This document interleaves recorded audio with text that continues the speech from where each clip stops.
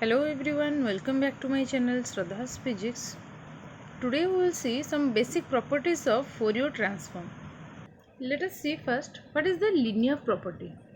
The linearity property states that if A and B are constant and the Fourier transform of f of x and g of x both exist, then we can write the Fourier transform. Suppose I am denoting it as any symbol.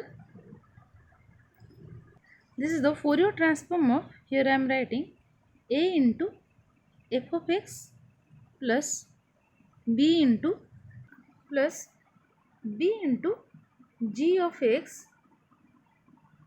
This will be equal to the individual Fourier transform taking a constant outside.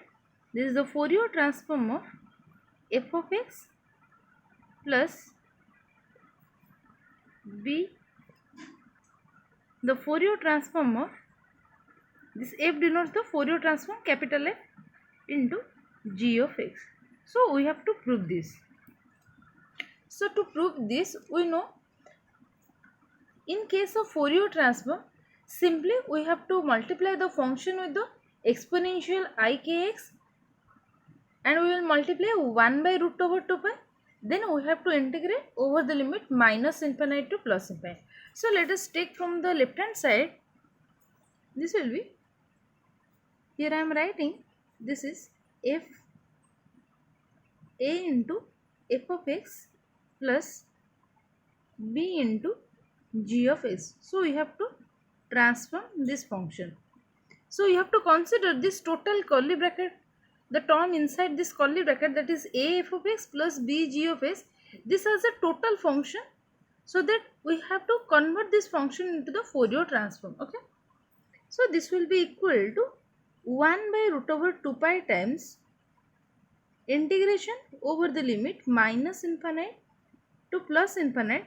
This total function, that is a into f of x plus b into g of x, this is multiplied by this exponential ikx into dx. Always try to remember, while converting to the Fourier transform, then you have to just multiply this exponential ikx, positive power of exponential, that is ikx, exponential ikx, with the 1 by root over 2 pi. Now if I will separate this two term, and this will becomes equal to, taking a directly constant outside to the integration, this will be a into 1 by root over 2 pi times integration over minus infinite to plus infinite f of x into exponential ikx dx plus, this will be the second part will be b into g of x.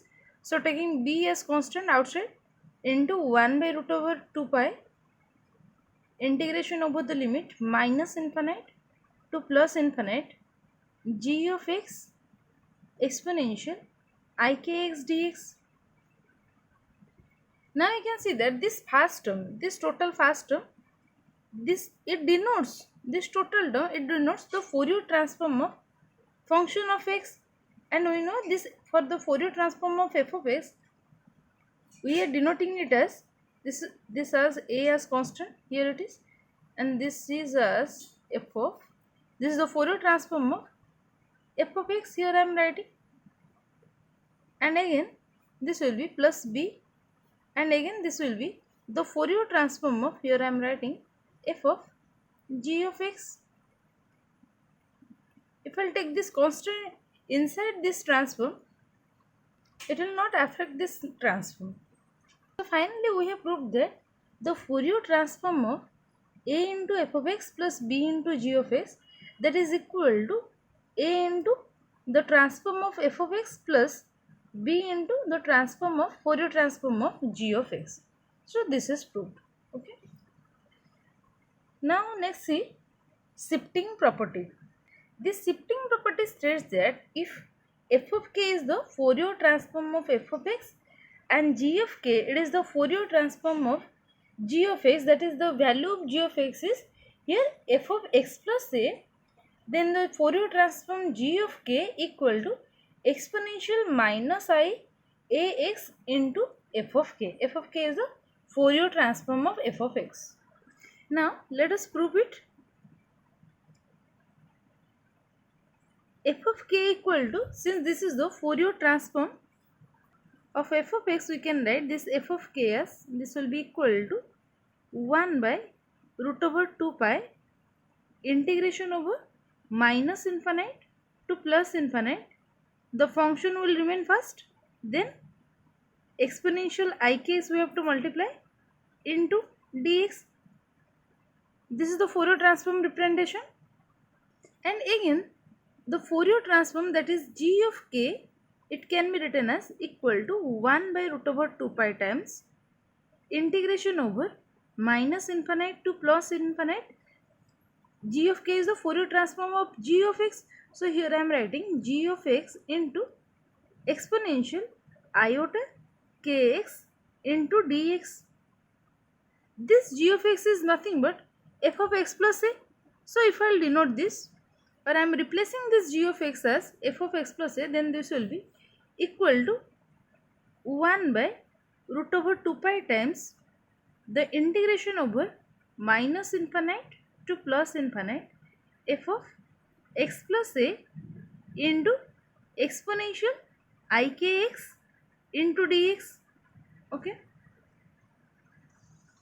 Now let us put this x plus a as y. Suppose this x plus a equal to y. So that we can write this g of k equal to, the value of g of k we can write, this is equal to 1 by root over 2 pi times 1 by root over 2 pi integration minus infinite to plus infinite. This f of x plus a becomes f of y into exponential I k. In place of x you can write y minus a. If I will take a to the right hand side, so this will be y minus a into d. What we will write? This is dx equal to dy. That will be dy, because d is your constant, since a is the constant. So this will be d equal to 0. That's why dx equal to, from this dx equal to dy.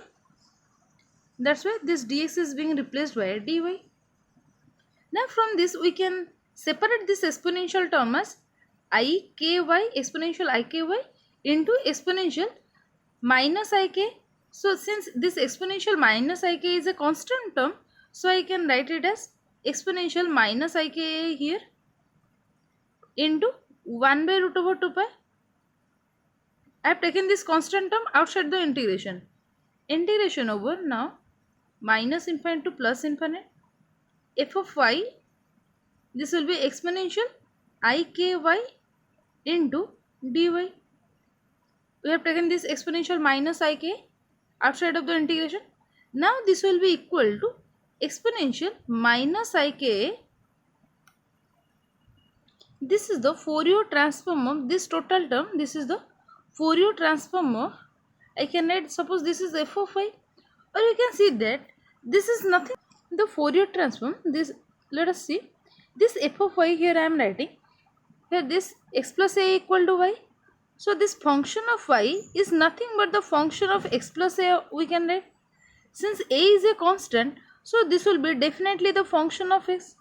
We know the Fourier transform of f of x is, here you can see this Fourier transform of f of x is f of k. So in place of this f of y, I can write this will be equal to exponential minus iota k a into f of k we can write. Now we have proved that, oh, this is by mistakenly written as ix. So this is, let me correct this. This term is minus iak. Okay.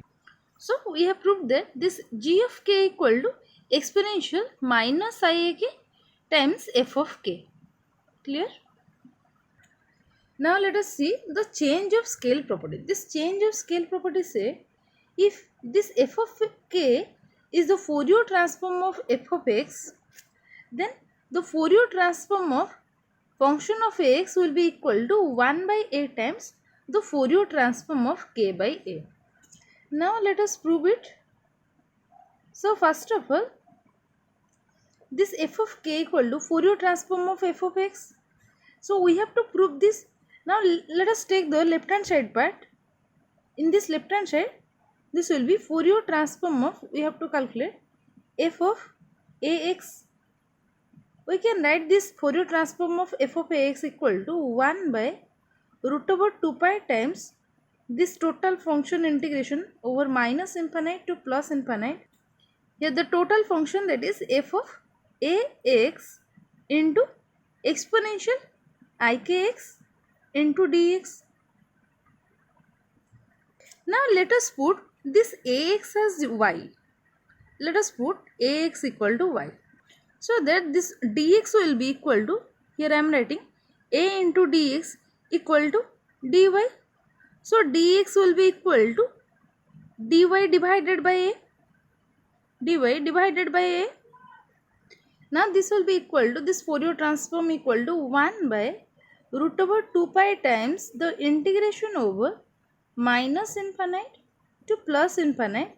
This ax will be function of, now this will be y into exponential of I k a into, sorry, I k y divided by a, because x equal to here y by a, into, in place of dx I am writing dy divided by a. Okay, let us take this 1 by a terms outside, as this is a constant, so I can write it. This will be equal to 1 by root over 2 pi times, let me take this in 1 by a first. I will write this 1 by a first. This will be 1 by a into 1 by root over 2 pi into integration value will remain same, minus infinite to plus infinite, f of y. Here in place of exponential I k y by a, if I will put this k by a, let us put this k by a equal to k prime. So this will be exponential iota k prime y into dy. This 1 by a is already taken outside from the integration. Now this will be equal to, we can write this as 1 by a into this total term. This total term is nothing but the Fourier transform of y, or we can write it as, this is the Fourier transform of k prime. Why I am saying this? Suppose first let me write, this is suppose f of y. This is the Fourier transform of the function y. So I am writing this as f of y. This is the Fourier transform of, let me write clearly, this is the Fourier transform of, I can also write like this, this is the Fourier transform of f of y. But here this is the k prime y. In exponential term, this is the exponential iota k prime y. So after this Fourier transform, this notation Fourier transform of f of x, this is the f of k. Since is here exponential I k prime y, so in place of this I can write this will be equal to 1 by a times, this will be the Fourier transform of, we can write, this will be f of k prime. Clear? This k prime is again equal to k by a, so this will be equal to 1 by a into this Fourier transform, or we can write this as, this is the Fourier transform of k by a. Okay. So finally we have proved that the Fourier transform of any function x, that will be equal to, if this is the Fourier, f of k is the Fourier transform of f of x, then the Fourier transform of f of ax will be equal to this 1 by a into the Fourier transform of k by a. This is called the change of scale property. Change of scale means the term multiplied with the x will be get divided here 1 by a, again though this is the Fourier transform of k by a. This is called the change of scale property. This is all for today. Thank you. Jai Jagannath.